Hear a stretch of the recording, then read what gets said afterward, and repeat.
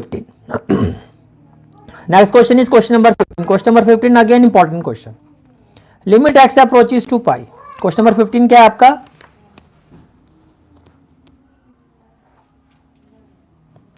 Limit x approaches to pi.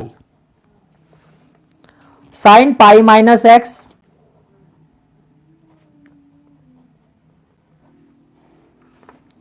upon pi within bracket pi minus x upon pi within bracket pi minus x.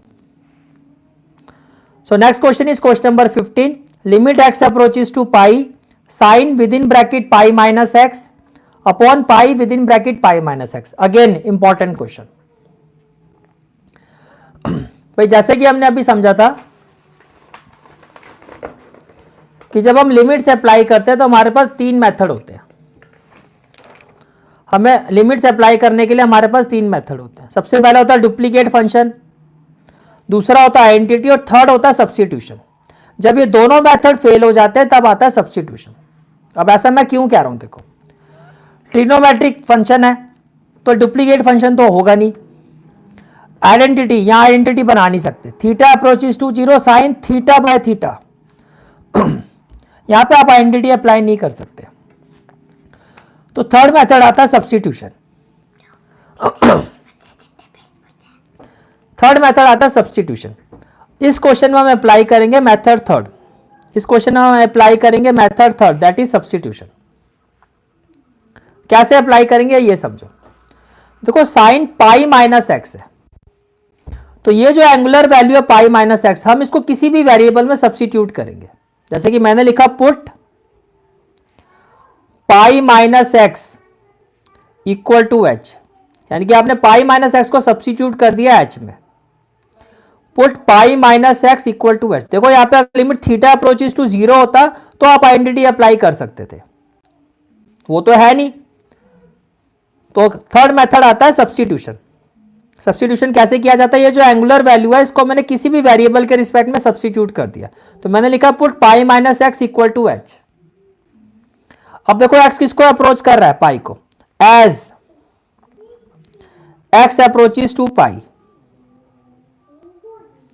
As x approaches to pi. Yes, you can take theta, you can take y. Most of the time अगर आप अपनी NCERT में देखोगे तो आपको ये variable दिखाई देगा. कुछ भी ले सकते हो, कोई भी इसमें हार्ड एंड फास्ट रूल नहीं है. Don't get confuse with this.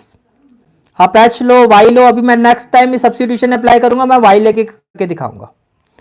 Put pi minus x equal to H.